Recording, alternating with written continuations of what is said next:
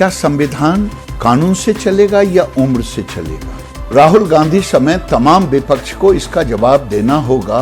क्या निर्भया केस में उसको सजा मिला गलत था? पाकिस्तानी आतंकवादी कशाव का कम उम्र था, तब तो उसको सजा नहीं मिलनी चाहिए जिसने पूरे भारत को तबाह कर दिया। क्योंकि हम धैर्यवान हैं, हम सहिष्णु हैं, इसलिए लोग हमारी परीक्षा लेते हैं। तो हमारे धैर्य की परीक्षा ना लें, क्योंकि हमारे धर्म में ये भी लिखा है, अति सर्वत्र वर्जते।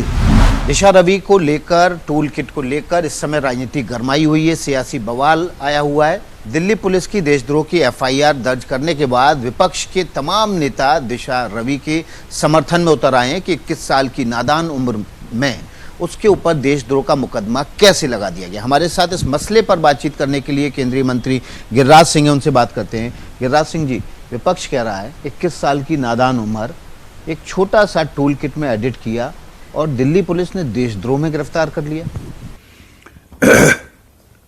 मुझे समझ में नहीं आ रहा है कि राहुल गांधी समेत तमाम विपक्ष जो इस तर्क को नादान कह रहे हैं, क्या संविधान कानून से चलेगा या उम्र से चलेगा? पहला।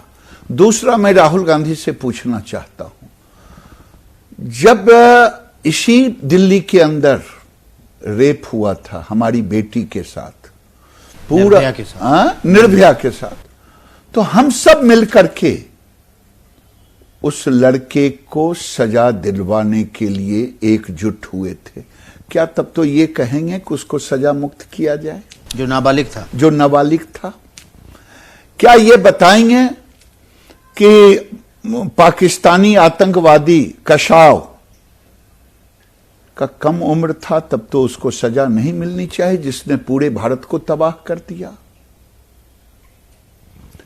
आज उम्र से नहीं, देश संविधान और कानून से चलता है।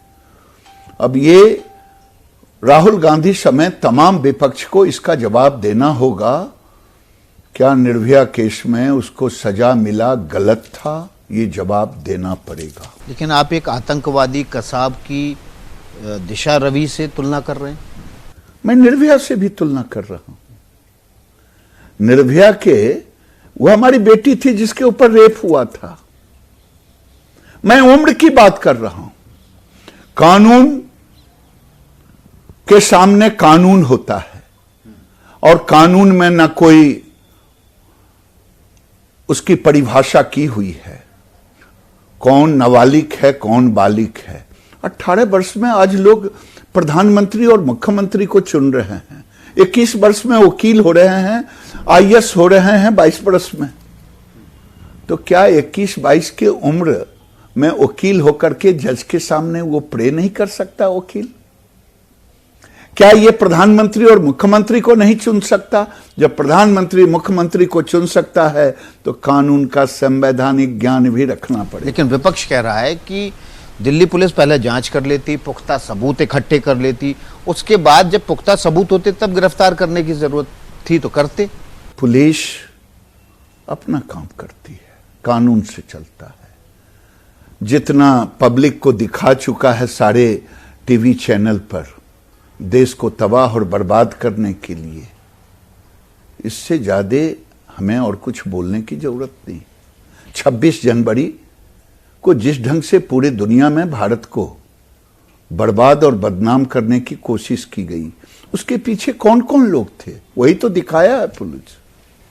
अब इसी किसान आंदोलन के बहाने एक पॉप सिंगर हैं, उन्होंने एक ट्वीट किया था, रेहाना ने, और उस समय वो काफ़ी सुर्खियों में आ गई थी। ये आज उन्होंने एक और ट्वीट किया है और उसमें उन्होंने एक हिंदू देवता का लॉकेट पहना हुआ है, जबकि वो बदन पर उनके कपड़े बेहद कम हैं। इसको लेकर विश्व हिंदू परिषद काफ़ी आक्रामक हो गई है दिल्ली पुलिस में, उसने शिकायत भी दर्ज कराई। देखिए, मेरा मानना है देश के अंदर में सनातन धर्म एक धैर्यवान धर्म के साथ जुड़ा हुआ है, सहिष्णुता इसके पास में है। लोग जब भी कोई फिल्मकार, कोई सेलिब्रिटी, अभी तांडव का तांडव हुआ देश के अंदर में, उसके पहले और पीके और कई कई फिल्में बना, क्योंकि हम धैर्यवान हैं, हम सहिष्णु हैं, इसलिए लोग हमारी परीक्षा लेते। आपने देखा होगा किसी दूसरे धर्म के ऊपर फ्रांस में एक पत्रकार कार्टूनिस्ट ने पूरी दुनिया में तहलका मच गया। तो हमारे धैर्य की परीक्षा ना लें, क्योंकि हमारे धर्म में यह भी लिखा है धैर्यवान भी बनो, सहिष्णु भी हो और अति सर्वत्र वर्जते। अब हमारे धर्म की परीक्षा मत लो, इतना मत लो, मैं यही कहूंगा। लेकिन आपको नहीं लगता कि ऐसे मामलों में इग्नोर करने की जरूरत है, क्योंकि लोग जानबूझ के चिढ़ाने के लिए करते हैं? अच्छा, अगर हमको चिढ़ाने के लिए करते हैं इसलिए कि हम धैर्यवान हैं और एक स्केच पर बवाल मच जाता है। आज किसी ने फिल्म नहीं बनाया होगा दूसरे नाम पर, पद्मावती का फिल्म बन जाता है, कई फिल्में बन जाती है। मैं तो यही कह रहा हूं, मेरे धैर्य की परीक्षा मत लो। आप कह रहे हैं कि धैर्य की परीक्षा नहीं लो, सरकार आपकी है, आप कानूनी कार्रवाई भी कर सकते हैं, आप डिप्लोमेटिक प्रेशर के जरिए दबाव बना सकते हैं उस राष्ट्र पे कि आपके यहाँ हमारे धर्म का अपमान हुआ है। मैं तो आपसे कहूंगा विकास जी कि मैं जो अभी बोल रहा हूं गिरिराज की कैपेसिटी में, और मैं अपनी भावना को व्यक्त कर रहा हूं, मैं पूरे टोटलिटी में आपके सामने रख रहा हूं। जो हो रहा है विगत हर साल जो कुछ कुछ घटनाएं घटती है, चाहे तांडव हो, पीके हो, पद्मावती हो, लॉकेट हो, जो भी हो जाए, मैं अपनी भावना को, अपनी वेदना को आपके माध्यम से रख रहा हूं। क्या इस मामले में आपको लगता है कि इसको उस देश के साथ जहां की नागरिक है रेहाना, वहां पर उठाने की इसको जरूरत है? देखिए, जो काम करना है, जिनको काम करना है वो काम करेंगे। मैं न उनको कोई सलाह देने जा रहा हूं, लेकिन ये इसलिए हुआ कि कई लोगों ने देश के अंदर भी ऐसा किया। तो अब तो मैं कह रहा हूं कि मेरे धैर्य की परीक्षा मत लो। पश्चिम बंगाल में चुनाव हो रहा है और वहां पर जो धर्म और राजनीति का जो घालमेल है वो उस समय सबसे ज़्यादा तेज़ है।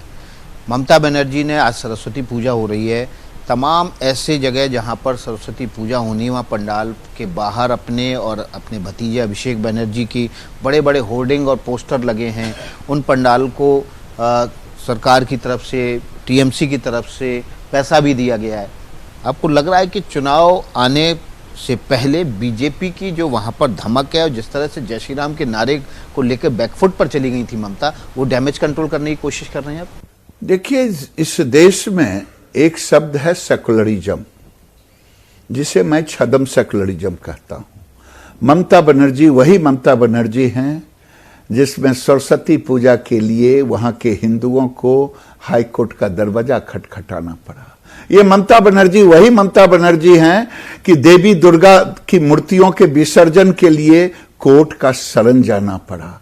ये बहुरूपियां हैं, गिरगिट की तरह रंग बदलती हैं और रंग बदल करके लोगों में भ्रम पैदा करने की कोशिश कर रही हैं वोट के लिए। लेकिन अब वो आपसे आगे निकल गई हैं। आगे निकली कि पीछे निकली, मैं उसमें तुलना नहीं कर रहा हूं। जनता देख रही है, उनका जाना तय है। चलिए, मैं लौट के वापस दिशा रवि के मसले पे आता हूं। क्या आपको नहीं लगता है कि इस मामले में सरकार को धैर्यपूर्वक, जांच एजेंसियों को थोड़ा धैर्य से काम करना चाहिए था? मैंने आपसे पहले कहा साहब, मैं उन लोगों से पूछना चाहता हूं कि क्या वो बताएं राहुल जी कि निर्भया केस में दोषी को छोड़ देना चाहिए। धाराएं अलग अलग है। एक मेरी बेटी पर प्रहार हुआ है, अस्मिता पर, एक देश की अस्मिता पर प्रहार हुआ है। दोनों अस्मिता पर प्रहार था। एक मेरी भारत की बेटी की अस्मिता पर प्रहार हुआ था, एक देश पर प्रहार हुआ है। राहुल गांधी जवाब दें। आपकी बीजेपी की सरकार है कर्नाटक में। एसडी कुमारस्वामी ने आरोप लगाया है कि जो लोग राम मंदिर के लिए चंदा नहीं दे रहे हैं, उन घरों के ऊपर निशान लगा दिया जा रहा है, मार्क कर दिया जा रहा है कि ये लोग जो हैं वो राम मंदिर के लिए चंदा नहीं दे रहे हैं। वो कह रहे हैं कि ये फांसीवाद है, नाजीवाद है, जानबूझ के लोगों को परेशान करने के लिए ऐसा किया जा रहा है। ये कुमारस्वामी हो, कांग्रेस हो, ये विपक्ष हो, ये राम को बदनाम करने की कोशिश कर रहे हैं, राम भक्तों को बदनाम करने की कोशिश कर रहे हैं। कोई कहता कि राम मंदिर के चंदे से हमें पैसा दे दो, कोई राम को कहता कि जो राम भक्त आए हैं वो हमारे घर पे चिन्हित कर रहे हैं। ये बदनाम करने की साजिश है कुमारस्वामी और विपक्षों की, इसके सिवा कुछ नहीं है। भारत में एक नया वर्ग वोट के लिए तैयार हुआ है कि जितना हम राम को गाली देंगे, जितना कृष्ण को गाली देंगे, जितना हम राष्ट्रवाद को गाली देंगे, उतना मुझे एक वर्ग का वोट ज्यादा मिलेगा। चलिए, बहुत बहुत शुक्रिया गिरिराज सिंह जी हमारे से बात करने के लिए एबीपी न्यूज़ पर। गिरिराज सिंह जी थे तमाम मसलों से लेकर दिशा रवि से लेकर बंगाल की राजनीति और कर्नाटक में राम भक्तों पर लगे आरोप पर साफ साफ दो टूक एबीपी न्यूज़ से बात की। Vikas Bhadauria, ABP news, Delhi.